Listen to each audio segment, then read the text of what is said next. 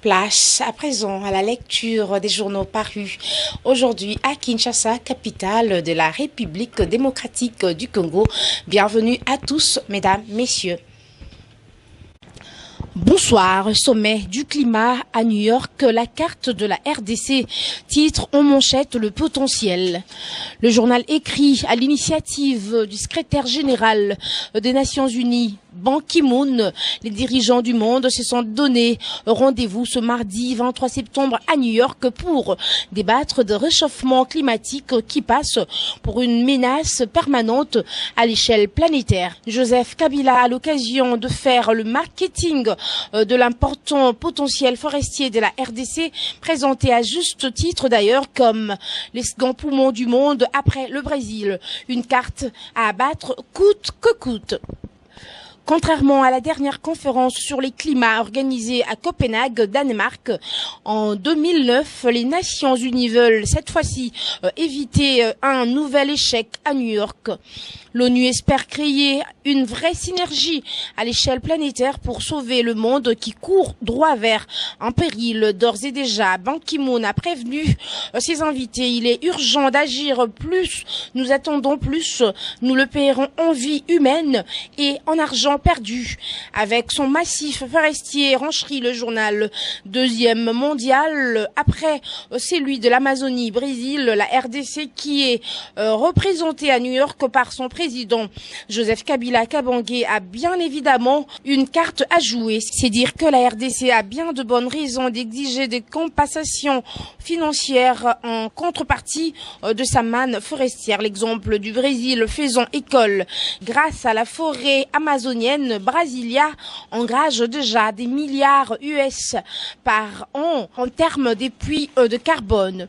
C'est qui n'est pas encore le cas pour Kinshasa qui peine à trouver son compte. Changeons de chapitre avec le guide qui affiche des limitations de la frontière rwando-RD congolaise Haro sur les expansionnistes rwandais. Ces derniers jours, à Rubavu, au Rwanda, des délégations d'experts congolais et rwandais se sont réunis pour faire le point sur la délimitation de la frontière terrestre commune. 22 bornes principales et 11 bornes secondaires devraient être construites ou reconstruites pour matérialiser cette frontière. Une zone neutre des 6 mètres départ et d'autres devraient être libérées de toute construction, ce qui devrait entraîner la destruction de certaines constructions et la relocalisation des habitants. Un programme qui devrait coûter un peu plus de 1 122 000 $ américains. Au journal d'ajouter la frontière terrestre entre le Rwanda et la République démocratique du Congo est-elle enfin délimitée, s'interroge le tabloïd. Et de répondre, une commission d'experts des deux pays s'y est attelée ces derniers jours, reprenant le tracé de la frontière de 1911 et ce qui restait des bornes qui existaient encore entre les deux pays. Le travail qui avait commencé en 2009 vient de s'achever. Un membre de la commission assure qu'il n'y aura aucune perte de territoire par l'un ou l'autre des pays.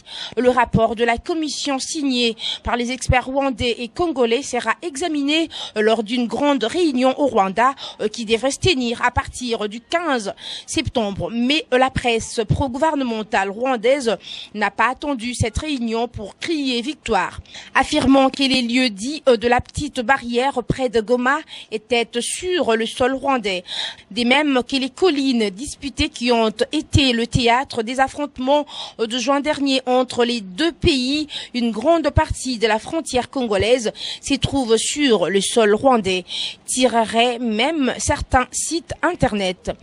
Dans une autre colonne, le journal ajoute aucune perte des territoires. C'est faux, explique l'un des membres congolais de la commission de la délimitation. On pourrait aussi parler de la borne qui se trouve derrière frontière. La guérite rwandaise de la Grande Barrière, ajoute-t-il. Mais officiellement, personne, côté congolais, ne souhaite polémiquer. On préfère insister sur le fait que les deux parties ont fait leurs propres mesures et se sont mises d'accord. Sauf mauvaise foi, il n'y aura aucune perte des territoires pour l'un ou l'autre pays, explique Roger Rachidi Toumbula, conseiller du gouverneur du Sud Kivu et membre de cette commission. Dans une autre colonne, le journal ajoute encore Lac Kivu, outre l'examen du rapport conjoint de la réunion du 15 septembre, devrait aborder d'autres questions. Comment rendre cette frontière visible, s'interroge le journal, et de répondre, il faut au minimum investir dans des nouvelles bornes, celles de 1911 étant partiellement détruites, mais également envisager de recréer une zone neutre d'une vingtaine de mètres de part et d'autres, ce qui pourrait impliquer l'indemnisation de ceux qui ont leur maison ou leur champ sur la frontière. Mais le plus dur reste à faire. Délimiter la frontière liquide, celle qui traverse le lac Kivu, riche de ressources notamment gazières, et pour cela, aucun calendrier n'est prévu. Bras de fer au CESAC, la suspension de l'abbé Bala, confirmée, écrit l'Avenir. Cependant, celui-ci saisit la Cour suprême de justice pour interprétation de la loi. Le Conseil supérieur de l'audiovisuel et de la communication, CESAC, vit présentement un bras de fer entre l'Assemblée plénière et l'abbé président Jean Bosco Bala, dont la suspension a été annoncée le 12 septembre dernier, mais qui qualifie cette décision d'illégale. Hier, le CESAC a tenu sa 24e session ordinaire, au cours de laquelle elle a confirmé la suspension du président de la structure, messieurs l'abbé Jean Bosco Bala, sous la présidence de messieurs Alain Koï. Ainsi, cette assemblée plénière s'est tenue à huis clos après que, devant les journalistes, le rapporteur ait lu les différents PV des sessions ordinaires et extraordinaires précédentes, lesquels PV ont été adoptés après amendement, puis la presse a été priée d'évacuer la salle parce qu'elle devait débattre de l'évolution de la décision de suspension du président l'abbé Bala.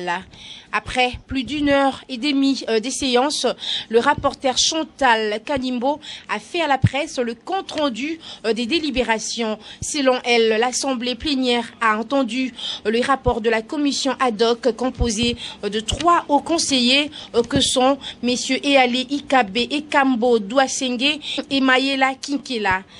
Après avoir procédé aux premières vérifications tendant à établir l'origine et l'authenticité de documents incriminés, notamment les actes de conformité des entreprises StarTime, France 24 et Starcom, la commission ad hoc a établi qu'ils étaient faux.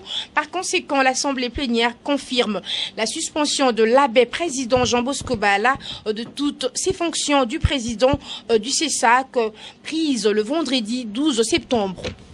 De son côté, l'abbé Bala a saisi la Cour suprême de justice pendant que l'Assemblée plénière se réunissait à huis clos. L'abbé Bala fit son entrée à son bureau. La presse a accouru vers lui pour tenter d'arracher une interview, mais souriant, l'abbé s'est refusé à toute déclaration, s'est contenta de poser des questions aux journalistes. Qui vous a fait venir ici? Pourquoi vous ont-ils fait venir? Après avoir travaillé dans son bureau pendant quelques instants, il en ressort toujours souriant et jovial. Même ambiance avec la presse à qui il s'est contenta de dire « Je pardonne à tous mes pères, je suis prêtre ». C'est donc tout pour cette revue de presse. Mesdames, Messieurs, bonsoir. Elle s'achève ici, cette revue de presse. Merci à vous de l'avoir écoutée. On se retrouve demain. D'ici là, portez-vous bien. Merci.